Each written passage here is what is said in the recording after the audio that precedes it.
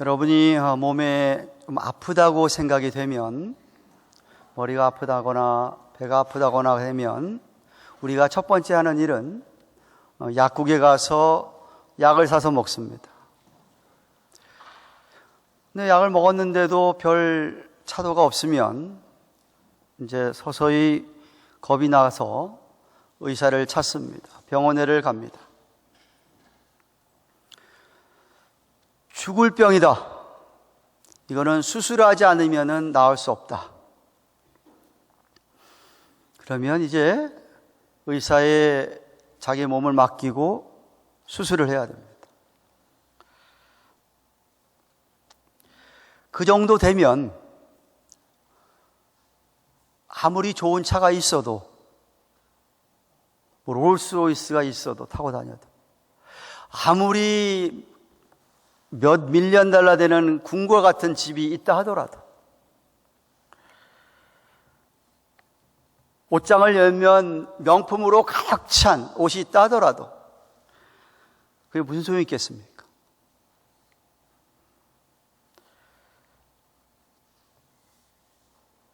죽을 병이 걸렸는데 뭐 하나 누릴 수가 있겠습니까?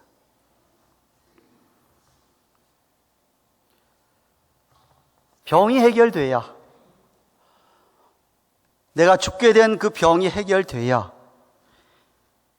그래야 뭘 누릴 수 있는 것이 아니겠습니까?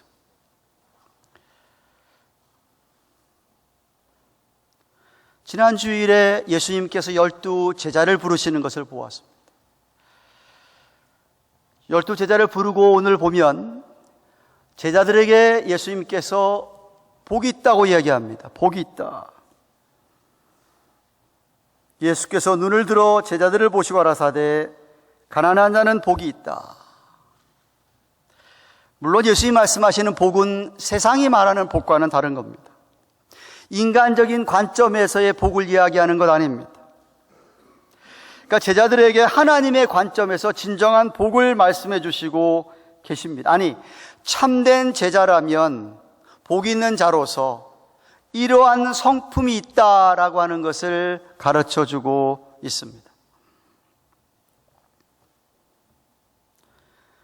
예수님이 사용하시는 복, 헬라어로 마카리오스라고 하는 이 복, 우리말로 행복 혹은 지복이라고 번역할 수 있습니다. 근데 원래 그 단어의 의미는 환경에 좌우되지 않는 자족감, 환경에 좌우되지 않는 내적인 자족감을 가리키는 말이, 그 말이 여기 이야기하는 마카리오스라는 말입니다. 하나님께서는 하나님의 자녀들이, 예수 그리스도를 따르는 제자들이 그러한 마카리오스, 복을 받은 자라, 복이 있는 자라고 이야기하고 있습니다. 그런 행복을 주시기 위하여 또 누리도록 저와 여러분들을 부르셨습니다. 또다시 설명합니다. 육체적으로나 일시적인 환경에 흔들리는 것이 아닙니다. 내가 건강하다고 건강을 잃었다고 해서, 건강하지 않다고 해서 이 복이 사라지는 것 아닙니다. 내 겉에 육체적인 것이나 어떤 내 위에 주어진 환경과는 별로 관계없는, 겉에 지배를 받지 않는 그러한 기쁨과 평안을 가리키는 말입니다. 바로 사도 바울이 누렸던 행복입니다. 빌립보서 4장 11절 13절에 보면 바울이 이렇게 고백합니다. 내가 궁핍함으로 말하는 것이 아니라 어떠한 형편에든지 내가 자족하기를 배웠노니, 내가 비천에 처할 줄도 알고 풍부에 처할 줄도 알아. 모든 일에 배부르며 배고픔과 풍부와 궁핍에도 일체의 비결을 배웠노라. 내게 능력 주시는 자 안에서 내가 모든 것을 할 수 있느니라. 아멘. 무슨 이야기냐면 바울은 자기가 부자던 가난하던 자기 안에 있는 이 기쁨과 평안은 그런 것과 관계없이 내가 어떤 형편이든지 내 안에 이 자족감, 자족할 수 있게 되었다. 아무리 무슨 일을 만나도 내게 능력 주시는 자 안에서 내가 무슨 일인지 할 수 있다는 믿음이 있기에 어떤 상황에서도 하나님 앞에 내가 늘 감사할 수 있고 자족할 수 있기에 나는 행복하다라는 표현을 이렇게 한 겁니다. 오늘 본문에서 이야기하는 마카리오스, 복입니다. 다시 말하면 이 복은 하나님과 관계를 맺지 않는 사람은, 그 어느 누구도 하나님과 관계가 없는 사람은 절대로 이 행복을 누릴 수가 없습니다. 그 안에 성령님이 임하시고 성령님이 내주하시고 하나님의 성품이 그 안에 주어져야 이 복을 누릴 수가 있습니다. 서론에 언급했듯이 이 세상에서는 부자가 행복한 것 같습니다. 건강하기만 행복한 것 같습니다. 겉으로 보기에 고상하고 우아하고 멋있고 화려하면 저 사람 행복하겠지라고 생각합니다. 사람들에게 인기를 끌고 유명하고 정말 자신을 이렇게 높아지고 높이 세운 사람이 행복하다고 사람들은 말합니다. 그러나 실제로 그 사람들의 속에 들어가 보면 그 사람들이 하나님과의 관계가 없다 그러면 아무리 그렇게 외적에 좋은 것이 있어도 그 사람들은 불행합니다. 주님께서 말씀하시는 오늘 복, 행복은 세상적인 복과는 천차로 다르다는 것, 하늘과 땅 차이라는 것을 여러분이 아셔야만 합니다. 세상이 얘기하는 복과는 전혀 다른 길입니다. 오직 근데 그 길만이 인생에게 유일한 복, 행복 가져다 주는 것입니다. 여러분, 솔로몬 왕을 아십니까? 하나님께서 너 날 뭘 구하냐 그랬더니 지혜만 구했더니 하나님께서 지혜만 주시는 게 아니라 세상 모든 복을 정말 다 줬습니다. 부러워할 정도로. 당대 그만한 최고의 부자가 없었습니다. 다 누려봤습니다. 여자가 1000명이 있었습니다. 1000명. 그런 그가 인생의 말년에 전도서를 기록하면서 이렇게 얘기합니다. 헛되고 헛되며 헛되고 헛되니 모든 것이 헛되도다. 사람이 해 아래서 수고하는 모든 수고가 자기에게 뭐가 유익하더냐? 다 해보았는데, 다 누려봤는데 결론은 It's meaningless. 하나도 의미가 없더라 라고 하지 않았습니까? 예수님께서 우리에게 오셔서 한마디로 가르쳐 주는 것은 인생에게 행복을 가져다 주는 나무는 아담의 죄로 말미암아 저주받은 이 세상에는 없다라고 얘기합니다. 그 나무는 이 세상에서 자랄 수가 없다. 뭐 좀 많이 가지고 누리면 행복할 것 같지만 그렇지 않다라고 얘기합니다. 누가복음 12장 15절에 삼가 모든 탐심을 물리쳐라. 사람의 생명이 소유에 넉넉한 데 있지 아니하니라고 했습니다. 무슨 말씀이죠? 영혼을 소유한 우리 인간은 육신적인 것이 다 채워지고 뭐 다 많이 있다고 해서 거기서 참된 행복을 느끼는 그러한 인간이 아니다. 하나님의 형상으로 지음받은 인간은 그렇게 행복을 누리는 것으로 만들어지지 않았다라고 이야기합니다. 영혼이 있는 인간은 영혼의 만족이 채워지지 않으면 행복할 수 없다라는 겁니다. 앞으로 제가 여러분과 함께 3번에 걸쳐서 예수님의 산상수훈 설교 가운데 4복, 마태복음에서는 8복을 얘기하지만 누가복음에서는 4가지 복만 얘기합니다. 그래서 4가지 복을 여러분과 나누기를 원하는데 이 복들은 다 사실 it is connected, 다 연결되어 있습니다. 심령이 가난하다고 하는 사람은 당연히 자기의 죄된 모습을 생각하며 애통하게 되어 있고, 애통하는 사람이 온유한 것이 당연하고, 의에 줄이고 목마르며 긍휼히 여기며 마음이 정결해지고 화평케 하는 사람인 것입니다. 이러한 성품을 소유한 사람들이 이 세상에서 하나님이 주는 행복을 누리며 산다 이 말입니다. 복 있는 사람이라고 이야기합니다. 그런 사람들이야말로 세상을 이기고 세상의 핍박을 이기고 그러면서도 이 세상에서 세상 사람들과 달리 아주 스페셜한 복을 받아 누리는 사람들로 산다, 이 말을 하고 있습니다. 그래서 오늘은 제가 그 첫 번째 복인 가난한 자가 복이 있나니, 오늘 20절 하반절에서 이야기하는 가난한 자가 복이 있나니 하나님의 나라가 너희 것임이요 라고 하신 말씀, 가난한 자에 대해 조금 생각해 보며 여러분과 잠시 말씀 나누기를 원합니다. 물론 이 가난하다는 것은 물질적으로 가난하다는 거 얘기하는 거 아닙니다.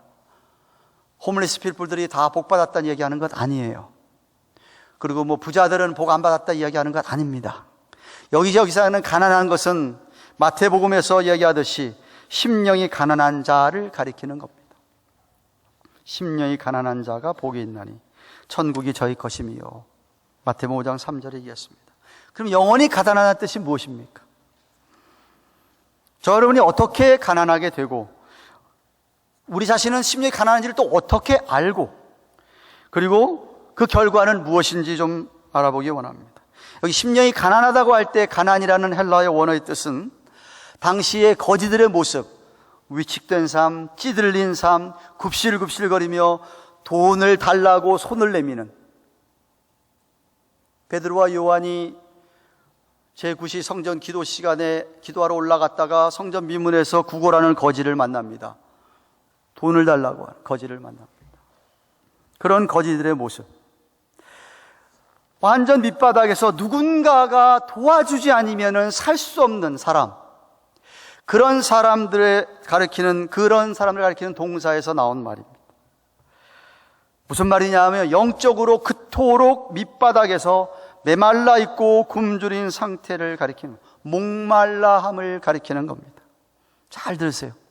심령이 가난한 사람은, 하나님으로부터 떠난 사람은 영적으로 피폐하고 영적으로 죽어 있다를 인정하는 사람입니다. 그런 사람은 죽을 수밖에 없다라는 진리를 받아들이는 사람입니다. 하나님을 떠나서는 이 세상에는 소망이 없다. 하나님께 버림을 받았다, 저주받은 거다. 이 세상에서 내가 아무리 교육을 많이 받아도, 하버드 대학교에서 뭐 박사학위를 받았다 할지라도, 재물이 엄청 많아가지고 무슨 빌 게이츠처럼 이 재물이 많다 할지라도, 사회적인 지위가 높고 무슨 왕이고 대통령이라 할지라도, 아니 어디서 주워 들어서 종교적인 지식이 많다 할지라도, 하나님으로부터 멀어져 있는 사람, 떠난 사람, 버린 사람, 그 사람은 영적으로 죽었다 하는 것을 인정하는 사람입니다.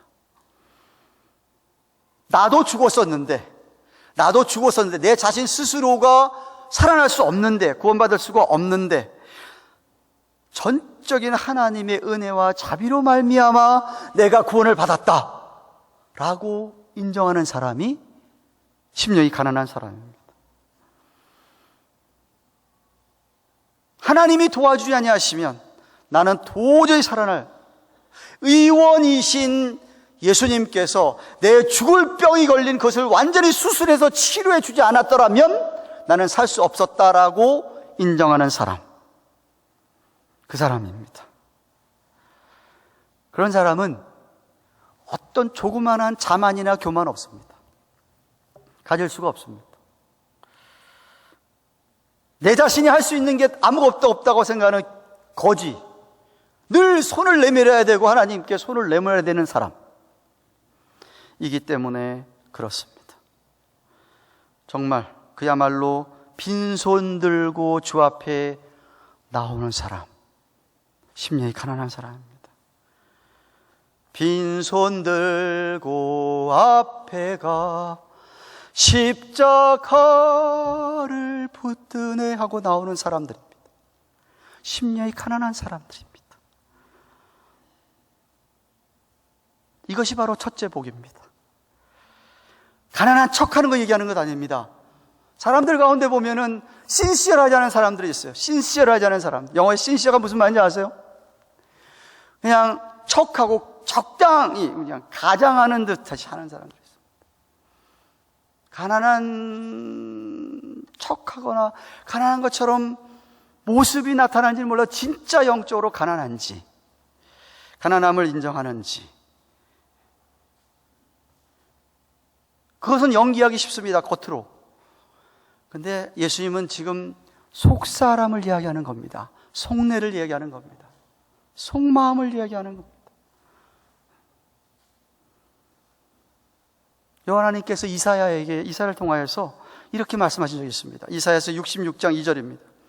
무릇 마음이 가난하고, 그 마음이 가난하다는 표현을 그 다음 줄에 똑같은 것을 다른 말로 부연 설명하기를 심령에 통회하며, 또 그 말을 그대로 또다시 세 번째 설명하는 말이 뭐냐면 나의 말을 인하여 떠는 자입니다.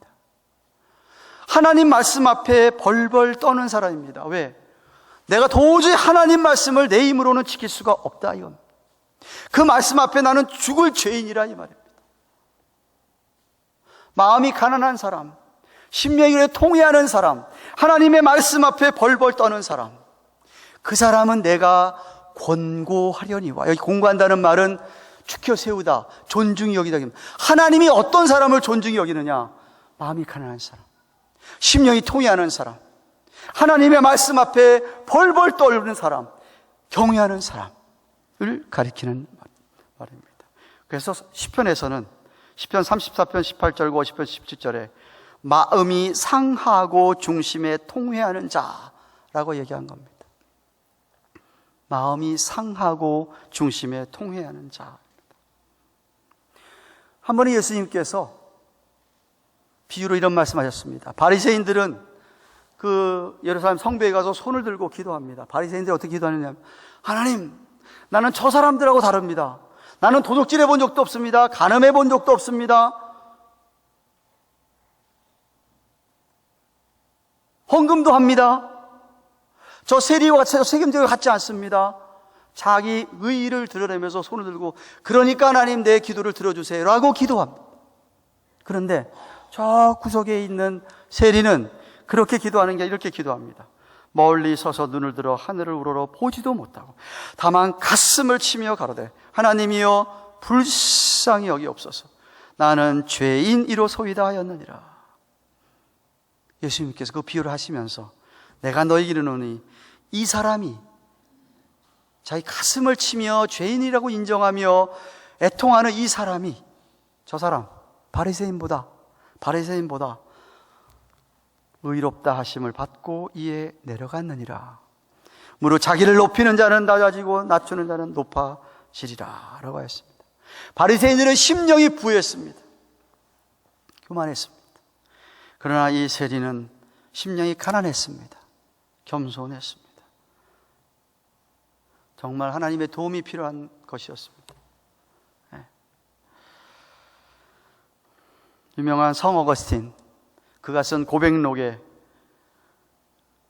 자신이 복음을 받아야 하는데 가장 힘들었던 것이, 장애물이 자신의 교만, 프라이드였다고 말합니다. 자신의 지성, 내 머리가 똑똑한 것, 자기가 갖고 있는 얼량한 부, 그리고 위신, 프레스티지, 체면, 이런 것이 복음을 받아내는데 어렵게 했더라. 마르틴 루터도 자신이 하나님을 위하여, 하나님을 생각한다고, 하나님을 위해서 내가 자신이 한 고생한 것들, 희생한 것들, 예식 이렇게 드린 것들, 제사 드린 것들, 고행한 것들, 이런 것들이 아무것도 아니라는 것이라고 여겼을 때에야 진심으로 하나님을 만날 수 있었다, 주님을 기쁘시게 할 수 있었다라고 그도 고백하였습니다. 구약 성경에 보면 영적으로 하나님과 늘 민감했던 사람들, 그 사람들은 늘 내가 하나님의 말씀, 율법을 지키려면 이건 하나님의 능력, 하나님의 도움이 필요한 것을 깨달았던 사람들입니다. 다윗 같은 왕도 겸손히 하나님의 자비와 능력을 구하면서 자신의 부족하고 죄된 모습을 진솔하게 하나님께 표현을 했고요. 근데 지난주일에 살펴보았습니다.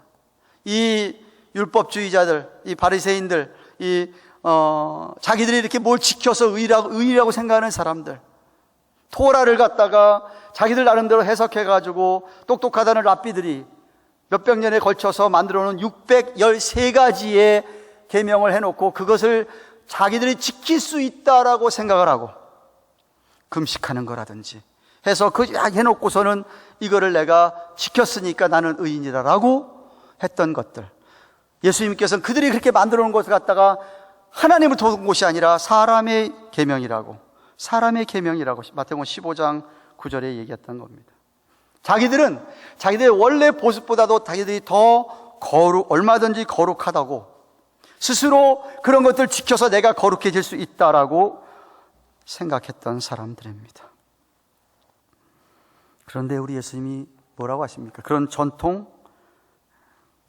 지키고 만드는 거 지키는 건 외적으로 나타나는 것뿐이다. 네가 그렇게 간음 안 했다고 나한테 떠드느냐? 여자를 보고 음욕을 품었어도 이미 간음한 거다 라고 예수님 말씀하셨습니다. 차원이 다른 거예요. 겉으로 뭐해서 의인이 된 뜻이라고 생각하느냐? 하나님의 법은 속사람이 바뀌는 법이에요. 속이 달라지는 거예요. 속이 달라질 때 외적인 것들이 달라져야, 그래야 그게 진짜 하나님이 보시기에 하나님의 의를 행하고 살아가는 것이죠. 하나님 말씀이라고 하는 것은 인간의 힘으로 지켜지는 게 아닙니다. 겸손히 상한 마음으로 가난한 심령으로 하나님께 도움을 청하는 사람이 지킬 수가 있는 거예요. 근데 왜 여러분 심령이 가난한 이 가난한 복이 제일 먼저 나왔을까요? 이 복이야말로 다른 8복 중에서 가장 기초가 되고 가장 근본이 되는, 기본이 되는 덕목이기 때문에 그렇습니다. 마음이 가난한 것으로 시작한다는 이 말입니다. 하나님 나라는요, 교만하고 자만한 자들, 하나님 필요 없다라고 생각하는 사람들 결코 들어갈 수가 없습니다. 천국에 들어가는 문은요 굉장히 낮습니다. 목이 빳빳하게 곧은 사람들 절대 못 들어갑니다. 문이 너무나 높아서, 문이 너무나 낮아서 걸려버립니다. 그냥 자기를 낮춰야 됩니다. 정말 낮춰야 됩니다. 마음이 가난하지 않는 한, 마음이 비워져 있는 한 채워질 수가 없습니다. 하나님 앞에 정말 하나님 나는 무가치한 사람입니다.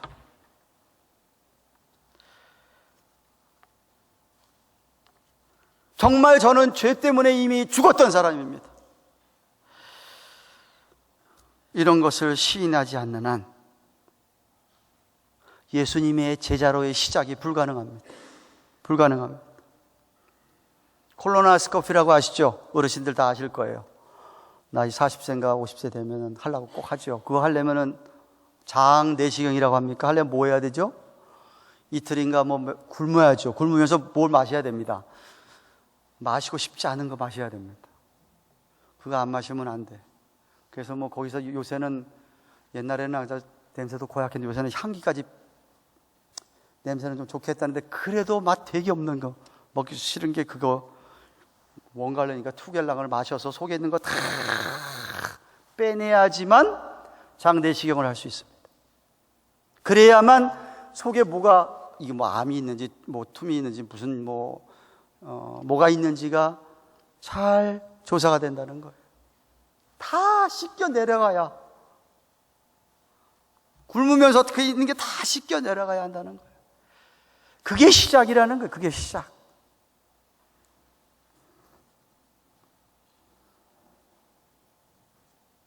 어떻게 하면 우리가 심령이 가난해질 수 있을까요? 절대로 여러분 자신으로부터 시작하면 안 됩니다. 우리는 결코 우리 자신의 힘으로 그렇게 될 수가 없습니다. 아까도 얘기했지만, 마르틴 루터도 그런 경험했지만, 내가 무슨 금욕을 한다고, 내가 무슨 고행을 한다고, 내 자신이 육체적으로 고통을 가한다 그래서 심령이 가난해지느냐? No way. 그럴 수 없습니다. 어리석은 말입니다. 오히려 그렇게 하면요, 교만이 싹트게 됐어요. 교만이. 왜? 육체적으로 내가 요만큼 했으니까라는 게 있잖아요. 내가 어떤 사람 40일 금식한 거 자랑하잖아요. 40일 내가 금식을 한 사람이라고. 일주일 내가 금식한 사람이라고. 자기가 한 그것을 드러내고 나타내기 시작하는 것이죠. 그게 그럼 자랑이 되는 거야, 자랑이 되는 거예요. 여러분 자신에게 시작하는 게 아니에요. 오로지 진리의 말씀을 인정하고 받아들이는 데서 시작하는 겁니다. 하나님의 은혜로 우리 자신을 되돌아보면서 정말 주님 아니면은 소망이 없는 죄인이었습니다. 전적으로 타락한 죄인이었습니다. 라는 것을 인정하는 데서 시작하는 겁니다. 도움을 청하면서 하나님 도와주세요. 날 좀 도와주세요. 안 도와주시면 난 안 됩니다. 라고 하나님의 주권적인 은혜와 그 도움을 청하는, 나 자신을 정말 내려놓고, 그래서 예수님께서 제자가 되기 원하냐? 내 자신을 부인하고 날마다 내 십자가를 지고 나를 좀 따라오너라 라고 말씀하신 것입니다. 그렇기 때문에 마음이 가난해지려면 여러분의 눈을 여러분 자신이나 세상에 돌리는 게 아니라 주님에게 눈을 고정시켜야 됩니다. 주님에게 눈을 고정시켜야 됩니다. 그래야 심령이 가난해짐을 체험할 수 있습니다. 말씀을 대하면서 진지하고 진실한 마음으로 주님을 가까이 하면서 그래야 가난함을 체험합니다. 무슨 이야기냐 하면 여러분이 늘 하나님 앞에서 여러분과 하나님을 좀 대조해 보시라. 그 크신 능력이신 그 전지전능하시고 주권자 하나님 앞에 여러분은 어떤 존재라고 생각합니까? 티끌도 안 됩니다. 티끌도 안 돼요. 그런데 그 하나님 앞에 선 여러분, 자랑할 게 뭐가 있습니까? 뭐를 드러낸다는 말이 도대체? 하나님 앞에서. 정말 크신 하나님 앞에 우리 자신을 비추어 볼 때야, 그래야 내가 진짜 가난해지고, 진짜 낮아지고, 진짜 겸손하는 거예요. 내가 조금 이상하다, 이러면 안 된다 생각할 때, 그때야말로 무릎을 꿇고 기도해야 돼요. 하나님 앞에. 가난한, 상한 심령, 애통하는 심령 구해야 됩니다. 그러면 그 심령을 채워주시는 우리 하나님이십니다. 그 심령, 가난한 심령을 부욕해 하시는 분이 우리 바로 하나님이십니다. 언제 우리의 심령이 가난한지 알 수 있습니까? 첫째, 여러분이 다른 사람으로부터 여러분을 떼어 놓으셔야 됩니다. 무슨 말이냐면 여러분이 자꾸만 다른 사람들하고 비교하면 안 됩니다. 비교하는 사람 교만한 사람입니다. 저 사람보다 내가 조금 낫다고 생각하는 거 당연히 교만하고 당연히 높아지는 사람이죠. 근데 저 사람보다 난 이거 뭐 없으니까 라고 또 자기 학대하면서 밑으로 내려가는 사람, 그것도 교만한 사람이에요. 왜? 하나님이 한 사람 한 사람 다 소중한, 하나님이 그렇게 프레셔스하게 소중해서 여러분 한 사람 위해서라도 주님이 십자가에 죽으셨다 이 말이에요. 그렇게 생각하는 자체도 교만입니다. 그러니까 결코 다른 사람하고 비교하면 안 됩니다. 다른 사람하고 비교하는 것 아닙니다. 그냥 나는 아무것도 아니다. 하나님이 전부다. 나는 아무것도 아니다. 바울이 그래. 바울이 이제 내가 산 건 내가 사는 거 아니다. 나는 이제 죽었다. 나는 없다. 내 안에 하나님만 사는 거다. 갈라디아서 2장 20절 우리 아까 찬양했습니다. 내가 그리스도와 함께 십자가에 못 박혔나니. 여러분 자신을 십자가에 못 박혀야 돼. 가난한 게 그런 거예요. 내 못 박혔나니. 그러니 이제는 내가 산 것이 아니 오직 내 안에 그리스도께서 사신 것이라. 내가 이제 육체 가운데 사는 것은 나를 사랑하사 나를 위하여 자기 몸을 버리신 하나님의 아들을 믿는 믿음 안에서 사는 것이라. 아멘. 그러니까 똑같은 맥락이다. 갈라디아 교회 교인들의 말 이렇게 얘기합니다. 빌립보 교회 교인들한테 이렇게 얘기합니다. 이는 내게 사는 것이 그리스도니 죽는 것도 유익하다. 바울의 고백입니다. 둘째, 여러분, 심령이 가난해지면 우리에게 주어진 아무리 안 좋은 환경이라 할지라도 불평하지 않습니다. 불평하지 않습니다. 왜냐하면 제가 아까 얘기했죠. 나는 다 죽었던 사람, 아무것도 없던 사람이에요. 내게 주어진 그 어떤 것도 내가 자격이 있어서 받았고 가져 있다고 생각하지 않습니다.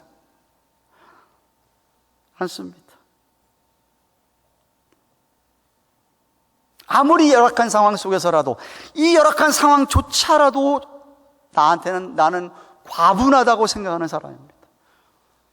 죽었던 사람인데 라고 생각하는 겁니다. 그렇기 때문에 여러분, 저와 여러분이 어려운 일을 닥치잖아요. 만나잖아요. 그러면은 왜 나에게 하나님이 이런 어려움을 주셨을까라고 생각하지 마십시오. 생각하지 마십시오. 그렇게 생각하는 건 아닙니다. why가 아닙니다. why가.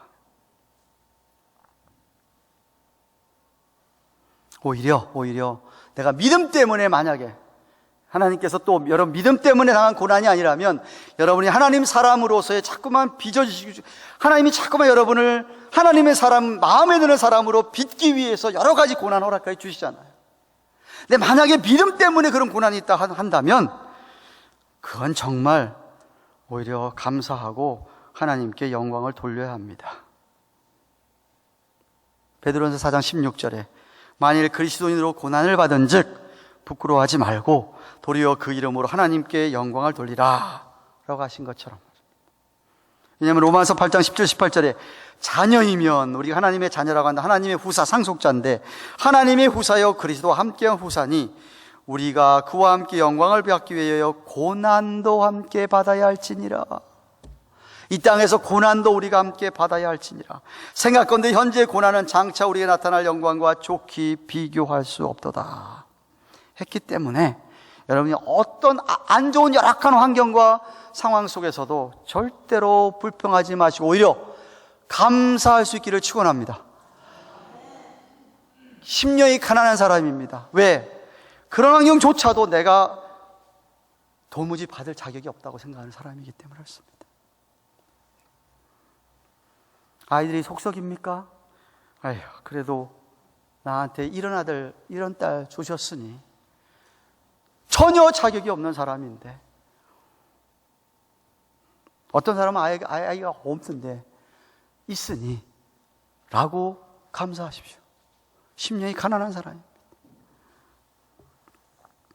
셋째, 심령이 가난해지면 늘 자신의 약함과 자신의 연약함과 죄를 보면서 오히려 다른 사람의 좋은 점, 다른 사람의 덕, 다른 사람의 장점이 보이게 되어서 나는 이런데 다른 사람을 존중하게 됩니다.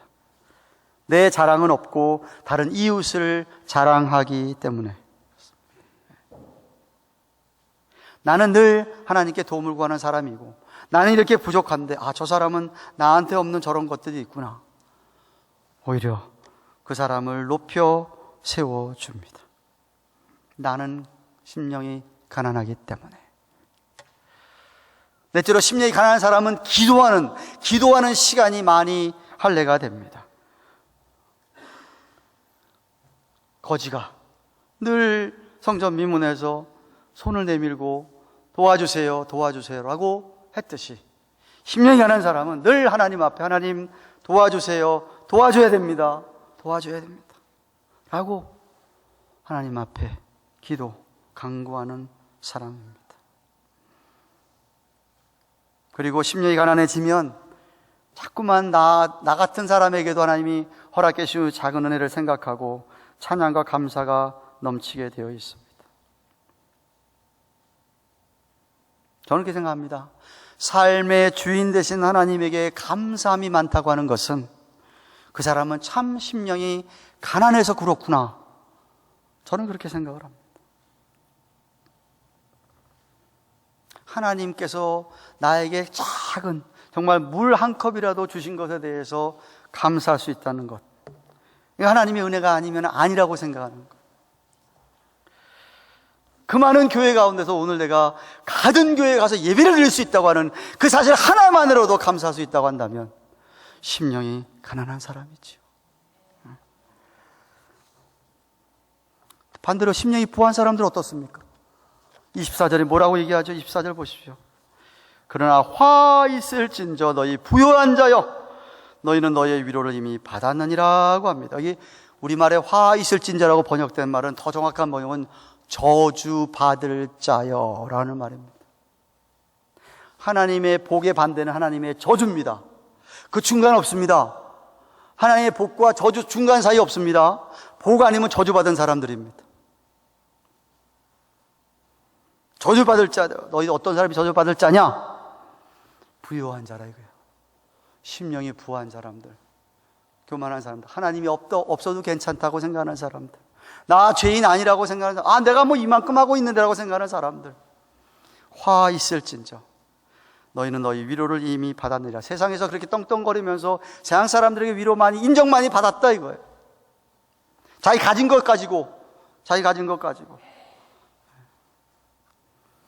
자신들을 믿고 살았고, 자신이 가진 거 못 갖고 살았기 때문에 그들은 나중에 화를, 저주를 받게 됩니다. 저주를 받게 됩니다. 사랑하는 가든교회 교회 여러분, 말씀을 맺습니다. 저는 여러분이 만약 예수를 믿는다고 한다면, 진실로 예수를 믿는 사람들이라고 한다면, 저와 여러분들은 이미 다 죽을 병에서 치료받은 줄로 믿습니다. 우린 다 죽었던 사람들이지만 우리 예수님 때문에 살아난 사람들인 줄로 믿습니다. 그래서 오늘 본문에 가난한 자는 복이 있나니 하나님의 나라가 너희 것이라고 한 거예요. 우리는 이미 하나님의 나라를 소유하고 사는 사람들인 줄로 믿습니다.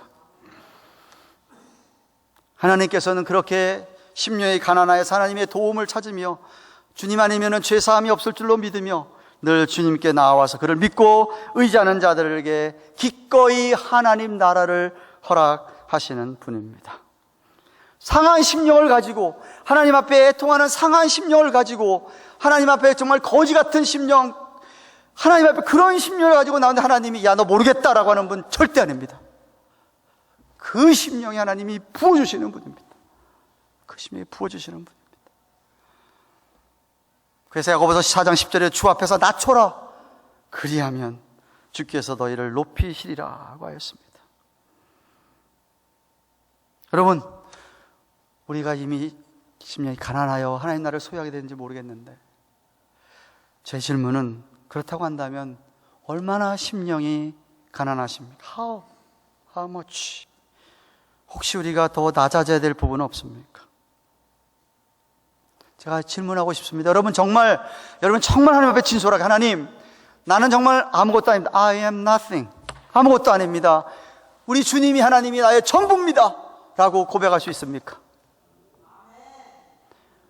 강복래 권사님만 아멘입니까? 집사님만 아멘. 찬양대원들 아닙니까? 하나님이 아니면 내가 찬양대 자리에 어떻게 앉아 있습니까? 나는 부족합니다. 제가 무슨 노래를 얼마나 잘해서 거기 앉아 있겠습니까?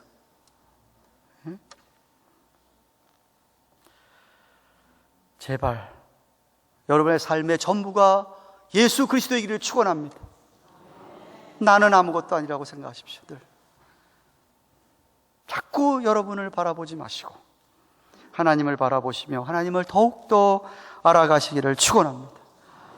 말씀을 자꾸 읽고 보고 공부하십시오. 제발 기도에 많은 시간을 할애하십시오.